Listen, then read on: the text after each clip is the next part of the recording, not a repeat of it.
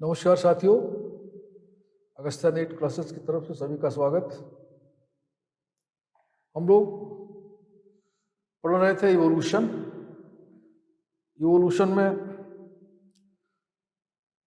Origin of life खत्म हो गई और इवोल्यूशन की थ्योरी हम लोग चल रहे थे, जिसमें से लेमार्किज्म हम लोग पढ़ लिए थे। दूसरा हम लोग को पढ़ना है डार्विनिज्म। लेमार्क की theory, inheritance of acquired character, हम लोगों ने पिछली वीडियो में पढ़ा। अब पढ़ते हैं हम डार्विन। डार्विन की थ्योरी पढ़ने से पहले हम लोग दो वैज्ञानिक और नाम जान लेते हैं। एक वैज्ञानिक है हमारे निकोलस कोपरनिकस। ये पोलैंड के रहने वाले थे। 1473 से 1543 में थे। बहुत पुरानी बात है, 5-6 साल पहले की बात है। ये मैथमेटिशियंस थे और एस्ट्रोनॉमर थे। मैथमेटिशियंस कोपरनिकस, और ये एक थ्योरी दिया था जिसमें उन्होंने लिखा था, sun is the centre of solar system and that the planet circles around them around sun. सूर्य जो है सोलर सिस्टम के सेंटर में रहता है और जितने ग्रह हैं सब उसका चक्कर काटते हैं। इसके पहले इसका उल्टा था कि पृथ्वी जो है वो सेंटर में है, सूर्य इसके अराउंड चक्कर काटते हैं। लेकिन कोपरनिकस पहले वैज्ञानिक थे जिन्होंने सौर मंडल का अध्ययन करने के बाद उन्होंने बताया, चूंकि एस्ट्रोनॉमर थे और मैथमेटिशियन थे, कहा ऐसा नहीं है। सूर्य जो है केंद्र में होता है, ग्रह इसके चक्कर लगाते हैं। यानी सूर्य ग्रह में है, पृथ्वी इसके चारों तरफ चक्कर लगाती है। पृथ्वी भी एक ग्रह है। देखिए 3 होते हैं, एक होता है प्लैनेट, दूसरा होता है स्टार, तीसरा होता है सब प्लैनेट। तो सूर्य जो होता है वो तारा है, और उपग्रह जो होता है प्लैनेट उसको कहते हैं जो तारे के प्रकाश से प्रकाशित हो। इसलिए बता रहा हूँ कि पहले वैज्ञानिक थे जिन्होंने ये बताया कि नहीं ऐसा नहीं, जबकि बाइबिल में इसका उल्टा लिखा था।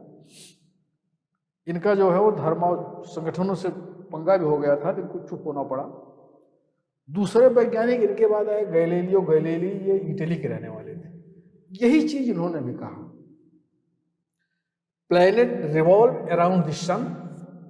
Most people in the Galileo times believe that the earth was centre universe, that sun and planets revolve around it.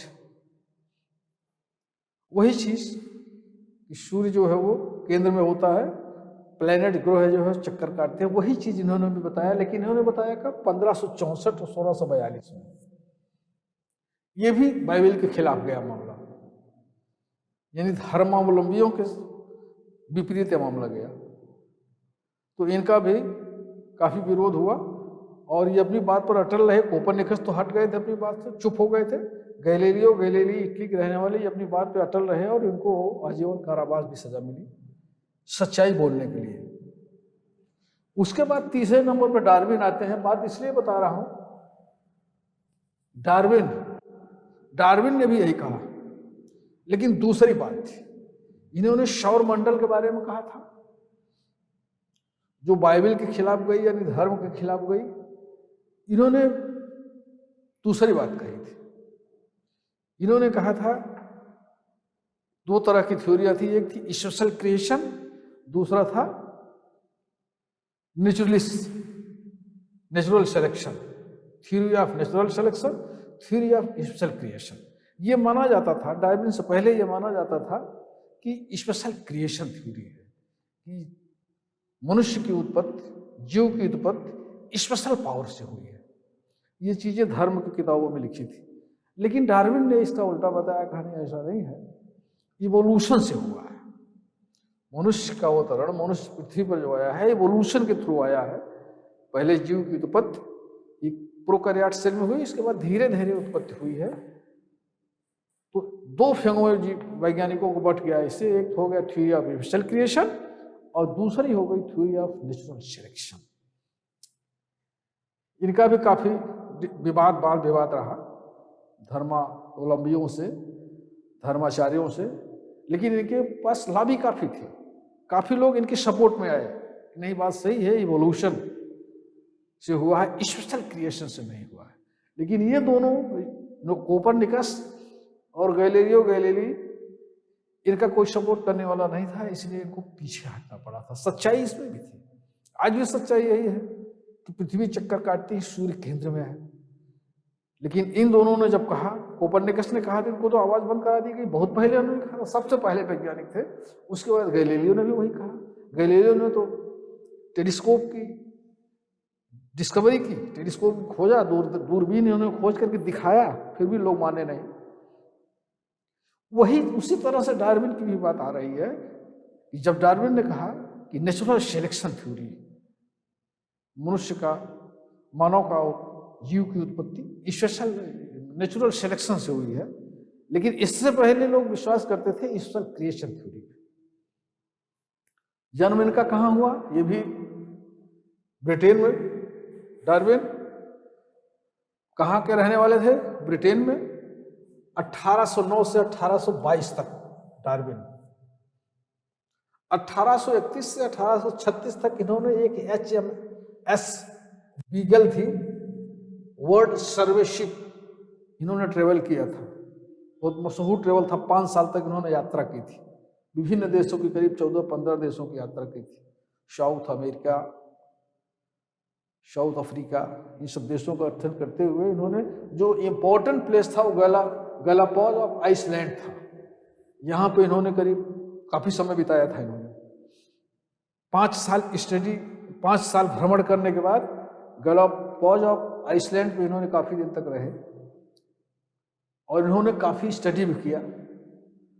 और यह 5 साल के भ्रमण के बाद, जो कि एक सरकारी समझिए यात्रा थी, वर्ल्ड सर्वे शिप HMS बीगल, इसको याद रखने की जरूरत है। ये जहाज का नाम है HMS बीगल। 1831 से 1836 5 साल तक ट्रेवल किए। ट्रेवल करने के बाद जब आए, इन्होंने बहुत सारी किताबें लिखा, करीब करीब 20 किताबें इन्होंने लिखा। उसमें से 2-3 किताबें बड़ी इंपॉर्टेंट हुई। Number 1 origin of species, origin of species किताब इन्होंने लिखा 1859 में, बहुत मशहूर किताब है। इसी में इन्होंने नेचुरल सिलेक्शन थ्योरी प्रकाशित किया। स्पेशल क्रिएशन थ्योरी, जो इससे पहले मानी जाती थी कि जीव की उत्पत्ति स्पेशल पावर से हुई, कोई शक्ति बनाई है, भगवान बनाए हैं, लेकिन इन्होंने कहा ऐसा नहीं है। जीव की उत्पत्ति natural selection theory, natural selection से हुआ, किसी स्पेशल पावर से नहीं हुई। दूसरी किताब इन्होंने लिखा on the origin of species by means of natural selection, book का नाम है, बड़ी फेमस बुक है। और तीसरी बुक है डिसेंट ऑफ मैन, पढ़िएगा कभी मिलेगी। 2-3 किताबों का हमने जिक्र कर दिया, वैसे 20 किताबें इन्होंने लिखी। और आप समझ लीजिए कि 1809 से 1822 तक डार्विन का पूरे विश्व में धाक थी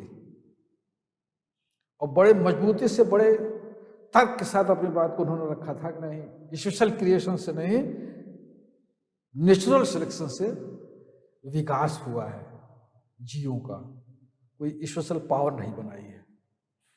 ये 3-4 किताबें थी। 2 चीजें और हमको इसी के साथ याद रखने की जरूरत है। एक, इन्हीं के साथ समकक्ष में, डार्विन के समकक्ष में अल्फ्रेड रुसेल वायलेस भी थे। उन्होंने भी कई देशों की यात्राएं की थी। अल्फ्रेड रुसेल वायलेस, इनको लोग भूल जाते हैं। इन्होंने भी कई देशों की यात्रा की। ये भी आप ब्रिटेन के ही रहने वाले थे, ब्रिटिश के ही थे ये भी। और उन्होंने इंडिपेंडेंट वही निष्कर्ष निकाला जो डार्विन निकाले थे। It's very interesting and very important thing कि वायलेस जो थे, अल्फ्रेड रसेल वायलेस, इंडिपेंडेंटली उसी निष्कर्ष पर पहुंचे थे जिस निष्कर्ष पे डार्विन पहुंचे थे। भ्रमण करने के बाद इन्होंने भी भ्रमण किया था, लेकिन इंडिपेंडेंटली दोनों भ्रमण करने के बाद नेचुरल सिलेक्शन थ्योरी ये भी दिए थे और नेचुरल सिलेक्शन ये भी दिए हुए। कभी कभी क्वेश्चन आ जाता है, नेचुरल सिलेक्शन थ्योरी कब किसने दिया? अगर इसमें वायलेस का नाम रहेगा अल्फ्रेड रसल वायलेस तो आपको वो टिक करना है। अगर इसमें डार्विन वायलेस रहेंगे तो डार्विन को टिक कर देना है, क्योंकि दोनों इंटरमीडिएटली उसी निष्कर्ष पर पहुंचे थे। जिस निष्कर्ष पर डार्विन पहुंचे थे उसी पे अल्फ्रेड रसल वायलेस भी पहुंचे थे। ये ध्यान रखने की जरूरत है। एक वैज्ञानिक हुए थॉमस माल्थस, ये भी ब्रिटिश के रहने वाले थे, समकक्षी थे, ये इकोनॉमिस्ट थे। माल्थस थ्योरी ऑफ पॉपुलेशन दिया था इन्होंने। थ्योरी ऑफ नेचुरल सिलेक्शन किसने दिया था? डार्विन ने। Theory of population theory Malthus, ये भी यहीं के रहने वाले थे। स्ट्रगल फॉर एग्जिस्टेंस, ये माल्थस का दिया हुआ।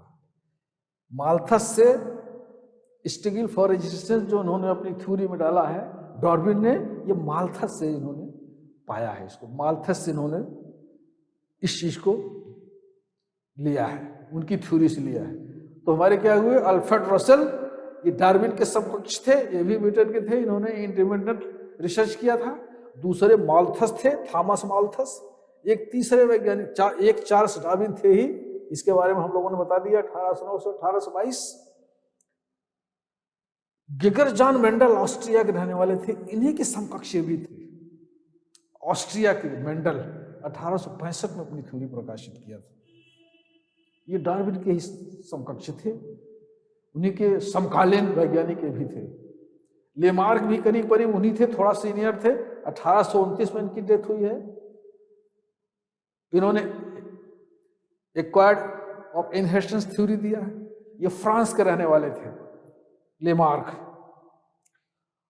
और एक और वैज्ञानिक थे Hugo de Vries, mutation theory दिया, ये हालैंड के रहने वाले थे।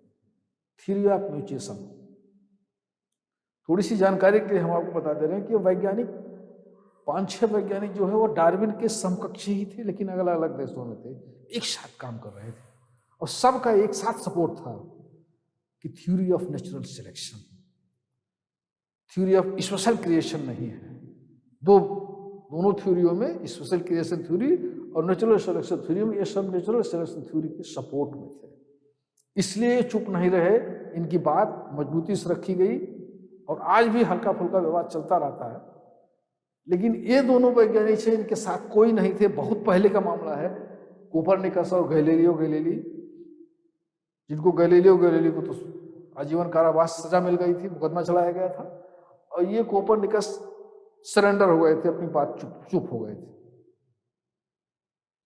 तो ये हमारे वैज्ञानिक थे। एक बार फिर देख लें, डार्विन के साथ आपके वायलेस थे, इन्हीं के समकक्ष थॉमस माल्थस थे, और उसके बाद मेंडल भी इन्हीं के समकक्ष थे, ऑस्ट्रिया के रहने वाले, फादर ऑफ जेनेटिक्स।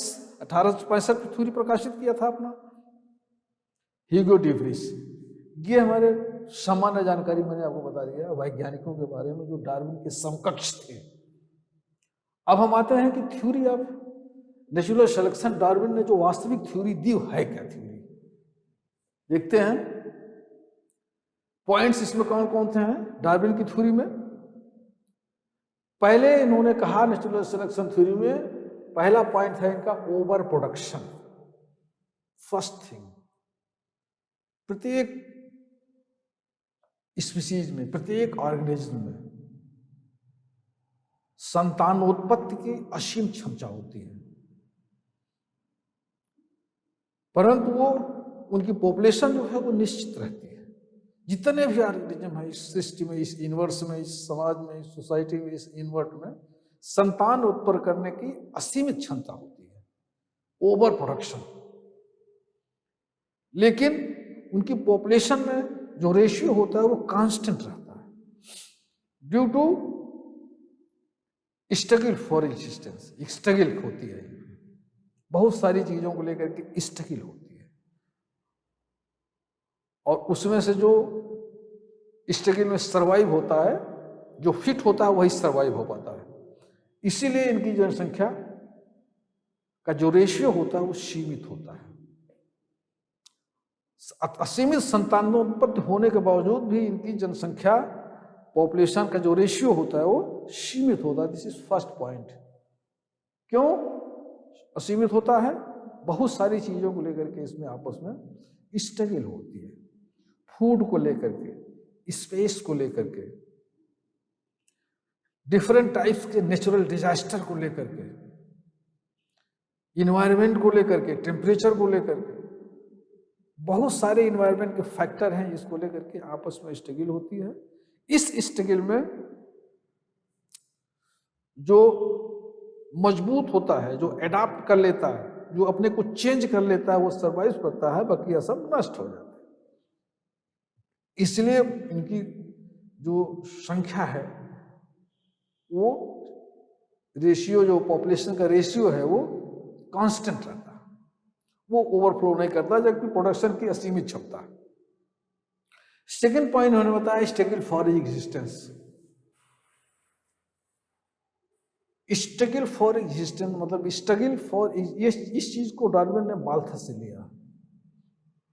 अपनी थ्योरी में माल्थस ने स्ट्रगल की चर्चा की है पॉपुलेशन थ्योरी में।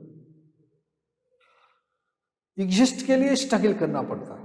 यह स्ट्रगल कई तरह का होता है, इंटर स्पेसिफिक होता है, इंट्रा स्पेसिफिक होता है। इंटर स्पेसिफिक इंटर स्पीसीज में होता है, इंट्रा स्पीसीज में होता है, और एनवायरनमेंट को लेकर होता है। तीन तरह का स्ट्रगल होता है, इंटर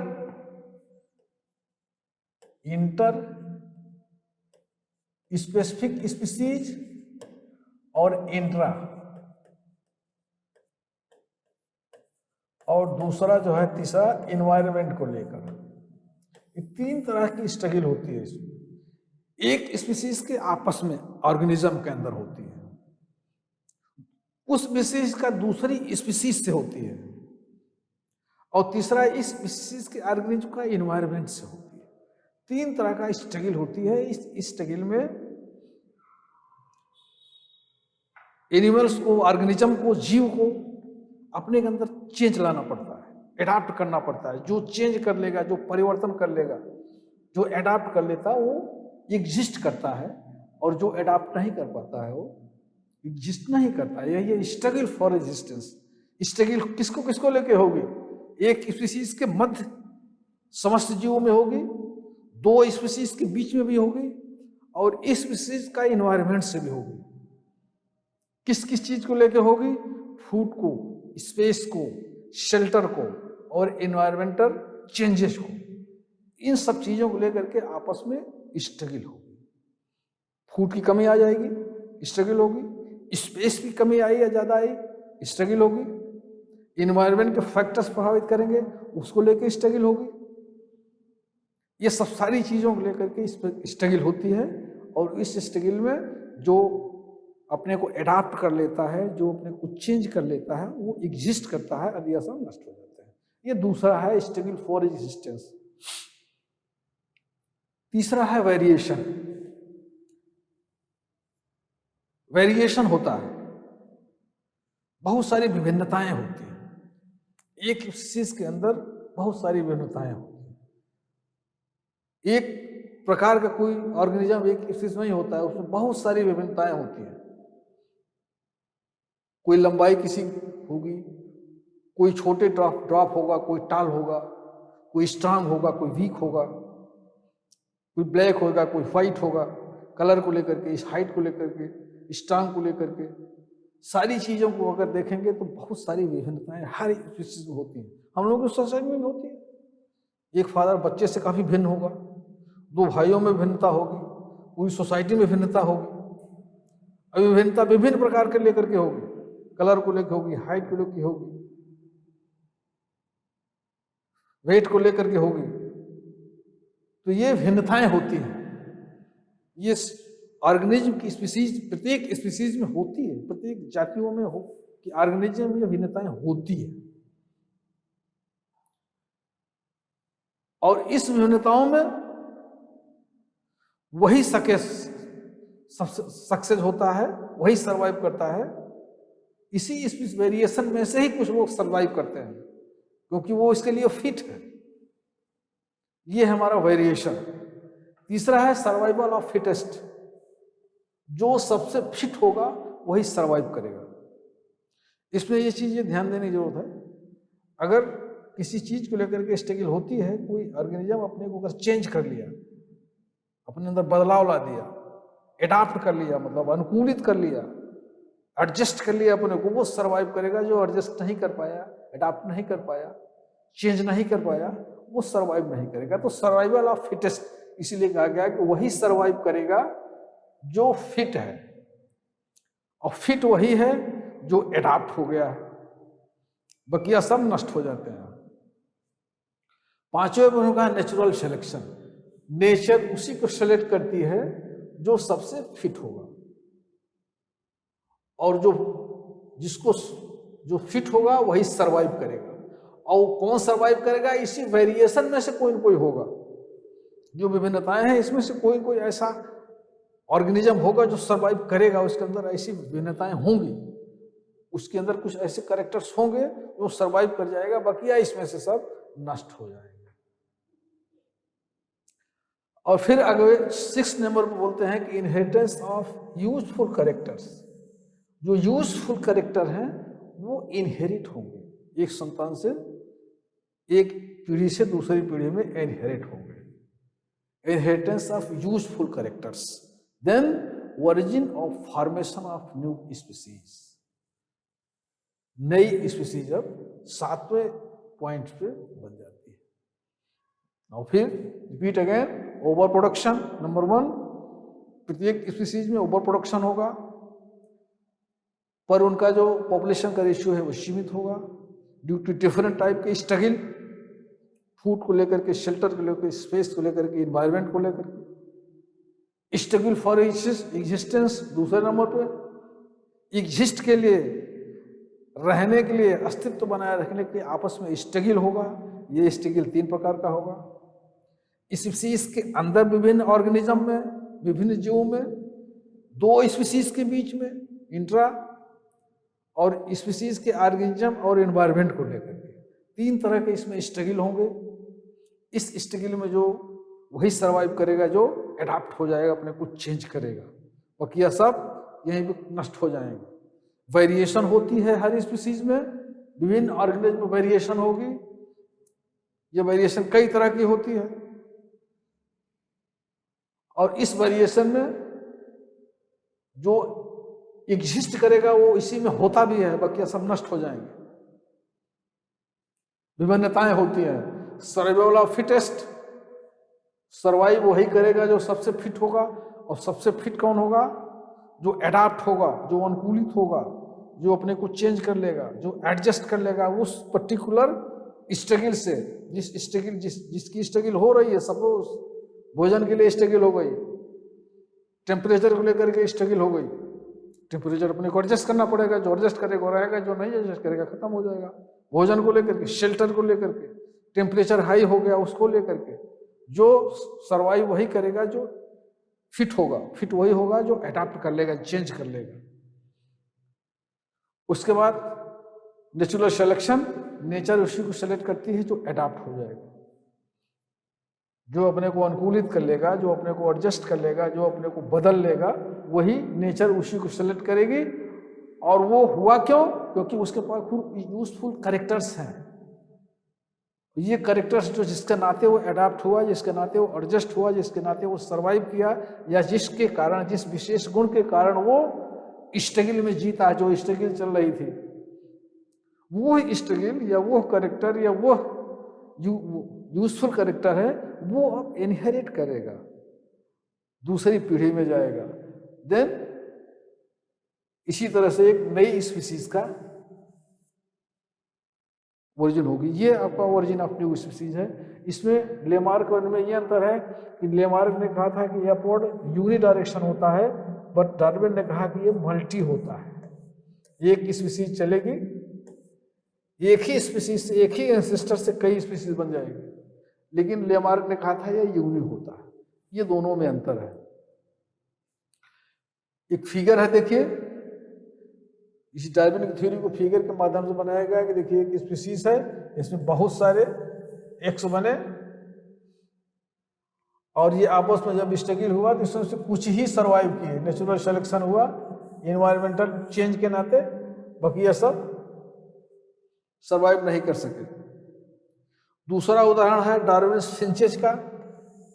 गैलापागोस ऑफ आइसलैंड्स पर जब डार्विन भ्रमण करते समय रुके हुए थे तो वहां पे उसकी फिंचेस थी, कुछ स्पेशल प्रकार की पक्षियां थी, और वहां छोटे छोटे कई आइसलैंड थे।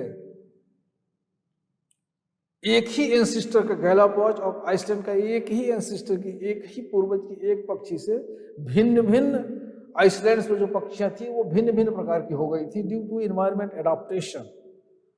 किसी की चोंच इंसेक्ट खाने की हो गई, किसी की पत्ती खाने के नाते हो गई, चेंज हो गया, किसी का फ्रूट खाने के नाते चेंज हो गया, किसी का गर्फ खाने के नाते हो गया।